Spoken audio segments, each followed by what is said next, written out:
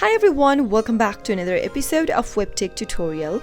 In today's video, I'm going to show you how to enable dark mode on Snapchat application using your iPhone. Simply keep watching the video till the end to learn how, and don't forget to subscribe to our channel if you've not yet. Also press the notification bell so that you'll never miss another upcoming upload from us. Start off by tapping open Snapchat app from the app drawer and make sure that you're logged in. Once you are, go and tap on the profile icon located at the upper left-hand corner from your camera screen, and this will bring up your profile page. From your profile page, tap on the gear button located at the upper right-hand corner, and from this page, scroll all the way down until you see a button that says App Appearance. Give it a tap, and from the list of the options displayed, tap on Always Dark in order to activate or enable dark mode on Snapchat application. That is how it can be quickly done. I hope the tutorial was helpful to you. If it was, go ahead and give us a thumbs up. I'll be back soon with more tutorial videos like this. Thank you for watching.